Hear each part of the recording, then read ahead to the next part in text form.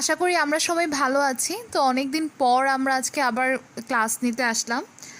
আম, আজকে আমরা যে ব্যাপারটা নিয়ে পড়ব সেটা হচ্ছে সি ল্যাঙ্গুয়েজে কিভাবে ভ্যারিয়েবল ডিক্লেয়ার করে। তো ভ্যারিয়েবল ডিক্লেয়ার করা এই ব্যাপারটা পড়ার আগে আমরা আমাদের যেহেতু এটা একটা প্রোগ্রামিং ল্যাঙ্গুয়েজের সাথে ইন্ট্রোডাকশন কোর্স, তো আমরা আরও কিছু ছোটোখাটো ব্যাপার জেনে নিব। তো সি ল্যাঙ্গুয়েজের ফার্স্ট একটা ব্যাপার হলো যে আমরা যখন কম্পাইলারে সি প্রোগ্রাম কম্পাইল করতে নেই, তো অবশ্যই সেটাকে ডট সি এক্সটেনশন দিয়ে সেভ করতে হবে, ডট সিপিপি এক্সটেনশন দিয়ে না। যেহেতু আমরা সি প্রোগ্রাম কম্পাইল করতে চাচ্ছি, সি প্লাস প্লাস প্রোগ্রাম না, তো তার জন্য অবশ্যই আমাদের প্রোগ্রামটাকে ডট সি এক্সটেনশন দিয়ে সেভ করতে হবে, ডট সিপিপি এক্সটেনশন দিয়ে নয়। সেকেন্ড যে ব্যাপারটা হচ্ছে আমরা সি প্রোগ্রাম ক্রিয়েট করে, মানে যেই ফাইলটাতে আমাদের সি প্রোগ্রামটা অ্যাকচুয়ালি থাকে সেই ফাইলটাকে আমরা সোর্স ফাইল বলছি, এবং যেই ফাইলটা সি প্রোগ্রাম এক্সিকিউট করার পর আমরা যেই ফাইলটা দেখতে পাই সেটাকে আমরা অবজেক্ট ফাইল অথবা এক্সিকিউটেবল ফাইল বলছি। The file that contains the compile form of your program that the computer execute করার পর compiled ফর্মে আমরা যে ফাইলটা পাই সেটাকে আমরা অবজেক্ট ফাইল অথবা এক্সিকিউটেবল ফাইল বলছি সি ল্যাঙ্গুয়েজে।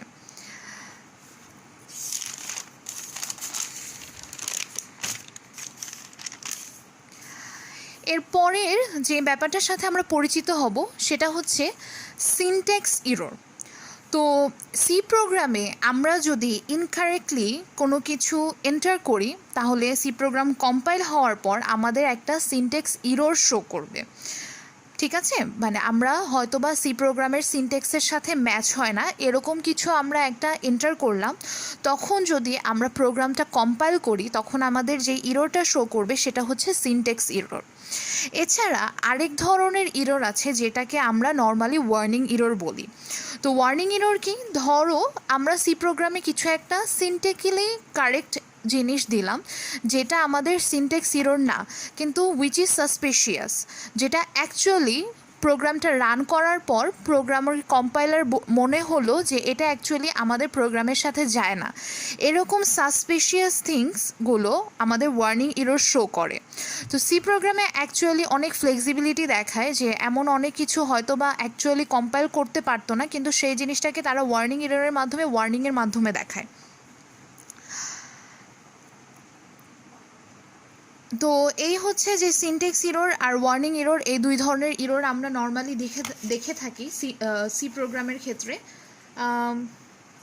আরেকটা ব্যাপার হচ্ছে যে ধরলাম আমাদের কোথাও এরর আসলো প্রোগ্রামে, তো ধরলাম যে আমাদের মেইন ফাংশনের কার্লি ব্রেস ফার্স্ট ব্র্যাকেটটা আমরা দেই নাই, মেইন ফাংশনের পরে আমাদের যে ফার্স্ট ব্র্যাকেটটা থাকে সেটা আমরা দেই নাই, কিন্তু আমাদের যখন আমরা কম্পাইল করলাম তখন আমাদের এররটা শো করতেছে প্রিন্টএফের লাইনে। তো এরকম হয় যে আমাদের অ্যাকচুয়ালি এররটা থাকে এক জায়গায়, কিন্তু সি প্রোগ্রামে কম্পাইল করার পর এররটা দেখায় আরেক পয়েন্টে। তো এটা আমাদের মাথায় রাখতে হবে, এবং যখনই আমরা কম্পাইল করার পর এরকম এরর আসে তখন অ্যাকচুয়ালি আমাদের এরর যেই লাইনে থাকবে তার, মানে যেই লাইনে দেখাবে তার আগের কিছু লাইনও চেক করে আসতে হবে, ও তার আগের বা পরের কিছু, মানে তার আগের কিছু লাইনেও এরর থাকতে পারে।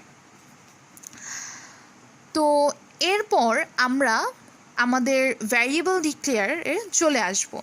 তো ফার্স্টে সি প্রোগ্রামে আমরা ভ্যারিয়েবল ডিক্লেয়ার করি, সেটা জানার আগে আমাদের জানা থাকা দরকার যে ভ্যারিয়েবলটা অ্যাকচুয়ালি কী। A variable is a named memory location that can hold various values. একটা ভ্যারিয়েবল কি, মেইনলি একটা মেমোরি লোকেশন, যেটাকে আমরা কোনো একটা নামে, একটা ভ্যারিয়েবলের নাম দিয়ে একটা মেমোরির একটা লোকেশন রাখলাম যেখানে কি বিভিন্ন ভ্যালু সে রাখতে পারে, সে বিভিন্ন ধরনের ভ্যালু ধারণ করতে পারে, এবং এই ধারণ করার জায়গাটার আমরা একটা নির্দিষ্ট নাম দিলাম। আরও যদি বলি মানে আরও যদি সহজ বাংলায় আমরা বোঝানোর চেষ্টা করি, ধরলাম আমাদের একটা ব্যাংক অ্যাকাউন্টের কি টাকা ধারণ করার ক্ষমতা আছে, ভ্যারিয়েবলের সেরকম ডাটা ধারণ করার ক্ষমতা থাকে বা ভ্যালুস ধারণ করার ক্ষমতা থাকে। এবং ধরলাম আমাদের ব্যাংক অ্যাকাউন্ট কি, ধরলাম আমার নামে একটা ব্যাংক অ্যাকাউন্ট আছে, রূপার নামে একটা ব্যাংক অ্যাকাউন্ট আছে, রূপা, তারপর আপনাদের আদুরির নামে একজনের ব্যাংক অ্যাকাউন্ট থাকতে পারে। তো এই অ্যাকাউন্টগুলোর কিন্তু আমরা এক একটা নাম দিচ্ছি কেন, যেন একটা অ্যাকাউন্ট থেকে আরেকটা অ্যাকাউন্টের আমরা ডিফারেন্সিয়েট করতে পারি। সেমভাবে ভ্যারিয়েবলগুলোরও আমরা একটা নাম দিই যেন একটা ভ্যারিয়েবল থেকে আরেকটা ভ্যারিয়েবলের আমরা ডিফারেন্সিয়েট করতে পারি। ঠিক আছে, তো এই ছিল আমাদের ভ্যারিয়েবল। এখন ভ্যারিয়েবলের ব্যাপারে আমাদের আরেকটু যেটা জানা দরকার, in C all variables must be declared before they can be used.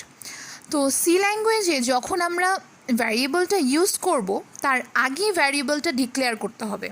তো ডিক্লেয়ার করা মানে কি, ডিক্লেয়ার করা মানে হচ্ছে আমরা ভ্যারিয়েবলটার নাম লিখব, সাথে ভ্যারিয়েবলটা কি টাইপের সেইটা লিখব। তো কি টাইপের এই ব্যাপারটা আমরা পরে আসছি। সেকেন্ড আমরা আরেকটা ব্যাপার জানি, যেটা হচ্ছে variables declaration serves one important purpose, it tells the compiler what type of variable is being used. তো যখন আমরা ভ্যারিয়েবলটা অ্যাকচুয়ালি ডিক্লেয়ার করি, এটা অনেক ইম্পর্টেন্ট একটা পারপাস সার্ভ করে। সেটা কি হচ্ছে যে আমরা কম্পাইলারকে জানাচ্ছি ভ্যারিয়েবলটা কি টাইপের, ভ্যারিয়েবলটা অ্যাকচুয়ালি কী ধরনের ডাটা ধারণ করছে, সে কিছু নাম্বার ধারণ করছে নাকি সে কিছু ক্যারেক্টার ধারণ করছে। ক্যারেক্টার বলতে ABCD এরকম, আবার নাম্বার বলতে 1 2 3 4।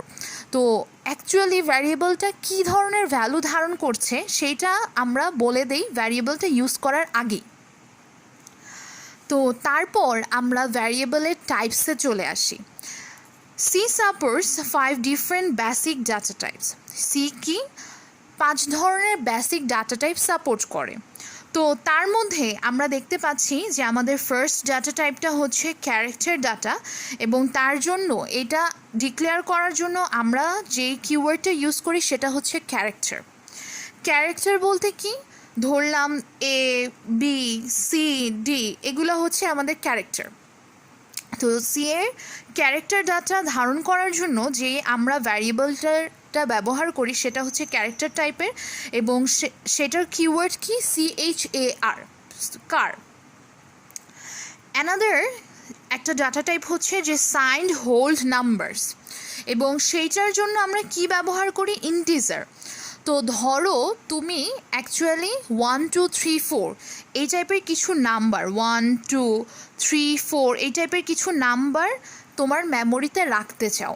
তো তখন তুমি যে ভ্যারিয়েবলটা ডিক্লেয়ার করবা সেই ভ্যারিয়েবলটার টাইপ হবে ইন্টিজার। তুমি যখন এই ধরনের নাম্বার ধারণ করার জন্য একটা ভ্যারিয়েবল ডিক্লেয়ার করছো তখন সেই ভ্যারিয়েবলটার কিওয়ার্ড হবে ইন্টিজার। ঠিক আছে, অ্যানাদার যেটা যে আমরা কিছু ফ্লোটিং পয়েন্ট নাম্বারস আমাদের ভ্যারিয়েবলে রাখতে চাই, এবং তার জন্য আমরা যে কিওয়ার্ডটা ব্যবহার করব সেটা হচ্ছে ফ্লোট। এখন তোমার মনে হতে পারে ফ্লোট ব্যাপার কি, ফ্লোটিং পয়েন্ট নাম্বারস আমি বুঝতেছি না। তো আমরা ডেসিমাল নাম্বারের সাথে আমাদের আইডিয়া আছে, আমি জানি। ধরো 12.34 এই নাম্বারটা মানে কি, আমরা কিছু প্রিসাইজ ভ্যালু ধারণ করতে চাই আমাদের ভ্যারিয়েবল দিয়ে। প্রিসিশন মানে কি, তোমার ডেসিমাল পয়েন্টের পর যেই পয়েন্টগুলো থাকবে মানে প্রিসাইজড। আরও অনেক স্পেসিফিক্যালি আমি বলতে চাচ্ছি 12 পরে 3 4, 12.34। তো এরকম যখন নাম্বারগুলো আমি ধারণ করতে চাই তার জন্য আমার যে ক্যারেক্টার টাইপটা আমি ইউজ করব সেটা হচ্ছে ফ্লোটিং পয়েন্ট, এবং এটার কিওয়ার্ডটা হচ্ছে ফ্লোট। ঠিক আছে, এখন আরেকটা কিওয়ার্ড আমরা ইউজ করি সেম রকম ডেসিমাল নাম্বার সেভ করার জন্যই, সেটা হচ্ছে double precision floating point numbers. তো ডাবল বলতে দেখো প্রথমটা কি ছিল, ফ্লোটিং পয়েন্ট নাম্বারস, অ্যান্ড সেকেন্ডটা হচ্ছে double precision floating point numbers. তার মানে হচ্ছে তুমি ফ্লোটিং পয়েন্ট নাম্বার দিয়ে যেই কয়টা ডিজিট ডেসিমালের পরে সেভ করতে পারো বা মেমোরিতে রাখতে পারো তার ডাবল সংখ্যক নাম্বার প্রিসিশনের পরে বা ডেসিমাল মানে দশমিকের পরে তুমি সেভ করতে পারবা। তো নর্মালি ফ্লোট ক্যারেক্টার মানে ফ্লোট কিওয়ার্ড দিয়ে আমরা 7 ডিজিট দশমিকের পরে 7টা ডিজিট আমরা সেভ করতে পারি বা মেমোরিতে ধারণ করতে পারি। আর ডাবল যেহেতু ফ্লোটের ডাবল হবে, আমাদের বলেই দেওয়া আছে double precision floating point numbers, তার মানে এখানে কি আমরা দশমিকের পরে 15টা ডিজিট আমরা মেমোরিতে রাখতে পারবো। দশমিকের পরে আমরা 15টা ডিজিট রাখতে পারবো, আর এখানে রাখতে পারবো 7টা। তো এর জন্য যখন 7টা তখন আমরা ফ্লোট ইউজ করি, এবং যখন ডাবল তখন 15টা ডিজিট আমরা ধারণ করতে পারি। তো এই ব্যাপারটা আমাদের মাথায় রাখতে হবে। আরেকটা ব্যাপার হচ্ছে আমাদের ফ্লোট যেই পরিমাণ জায়গা ধারণ করে, ডাবল তার ডাবল কিওয়ার্ড ইউজ করলে তার ডাবল পরিমাণ জায়গা ধারণ করবে মেমোরিতে। আরেকটা কিওয়ার্ডের সাথে আমরা পরিচিত হই, সেটা হচ্ছে ভ্যালুলেস, যার জন্য আমরা ভয়েড নামের একটা কিওয়ার্ড ব্যবহার করি। বাট ভয়েড নিয়ে এখনও আমরা ডিটেলসে যাব না, একটু পরে আমরা ডিটেলসে যাব। তো এই ব্যাপারটা নিয়ে এখন আমাদের এত কিছু জানার দরকার নাই। জাস্ট আমরা জানি যে যখন আমরা কিছু প্যারামিটার পাস করতে চাই, কিন্তু কোনো প্যারামিটার পাস করতে চাই না আমাদের মেইন প্রোগ্রামে, তখন আমরা ভয়েড লিখি। বাট এই নিয়ে আমরা আরও ডিটেলসে কথা বলবো।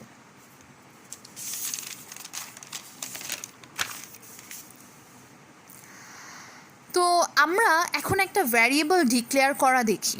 এতক্ষণ আমরা কথা বলতেছিলাম যে কিভাবে ভ্যারিয়েবল ডিক্লেয়ার করে, তো এখন আমরা একটা ভ্যারিয়েবল ডিক্লেয়ার করা দেখি।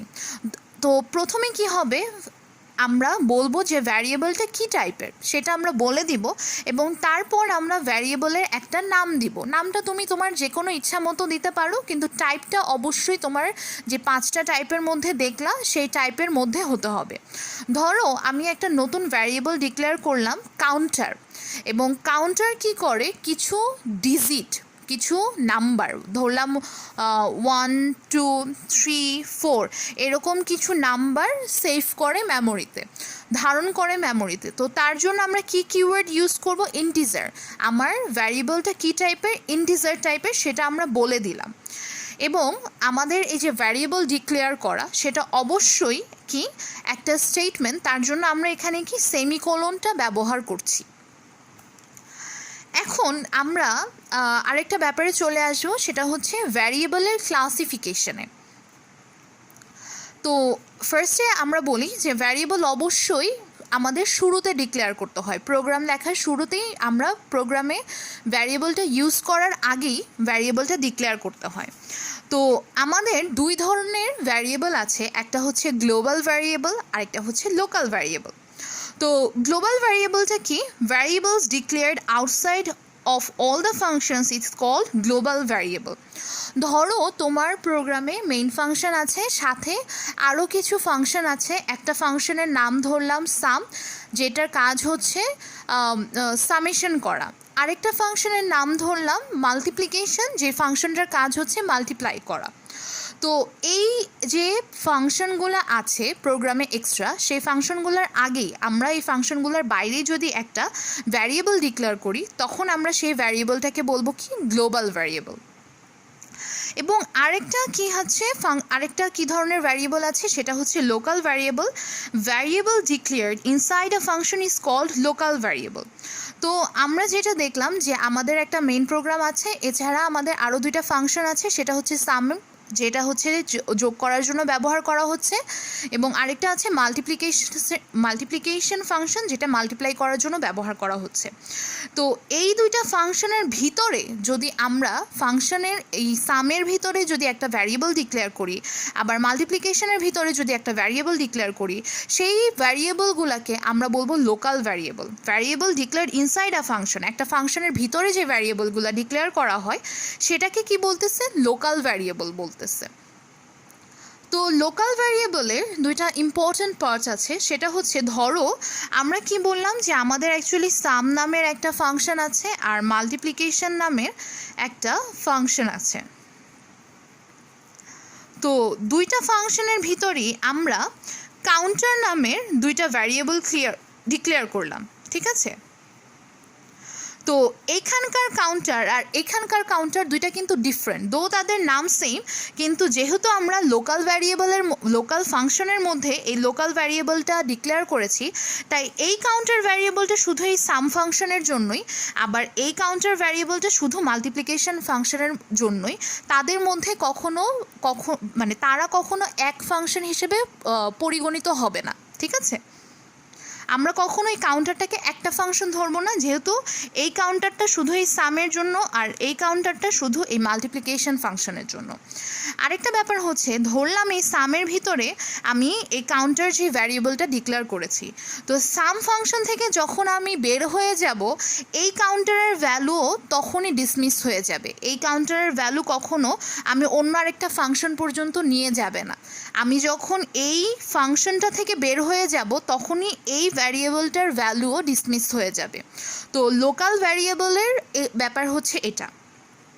তো আমরা বুঝলাম যে আমরা অ্যাকচুয়ালি দুই ধরনের ভ্যারিয়েবল ডিক্লেয়ার করতে পারি। একটা হচ্ছে গ্লোবাল ভ্যারিয়েবল, যেটা ফাংশনের বাইরে ডিক্লেয়ার করা হয়, সবগুলো ফাংশনের বাইরে ডিক্লেয়ার করা হয়। আরেকটা হচ্ছে যে প্রত্যেক একটা ফাংশনের ভিতরে যদি ডিক্লেয়ার করা হয়, সেটাকে আমরা লোকাল ভ্যারিয়েবল বলি।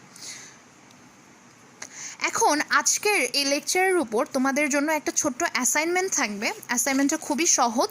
আমি একটা ড্রপ বক্সের লিঙ্ক দেবো, তোমরা সেই ড্রপ বক্সে অ্যাসাইনমেন্টটা সাবমিট করবা। আর আজকের লেকচারটাও আমি ছবি হিসেবে তোমাদের দিয়ে দিয়েছি।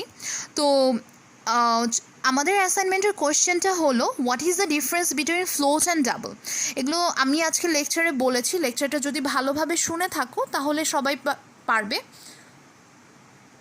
প্লাস তোমরা এটা গুগল করতেও পারবে। তো আমাদের ফার্স্ট কোয়েশ্চেনটা কি, what is the difference between float and double, and second কোয়েশ্চেনটা হচ্ছে, what is the difference between global variable and local variable. তো আপনারা যেটা করবেন, এটা হাতে লিখবেন, হাতে লিখে ছবি আকারে অথবা পিডিএফ ফরম্যাটেও আপনারা আমি যে ড্রপ বক্সের লিঙ্কটা দিয়ে দিব সেখানে সাবমিট করতে পারবেন। আজকের ক্লাস তাহলে এই পর্যন্তই। Thank you.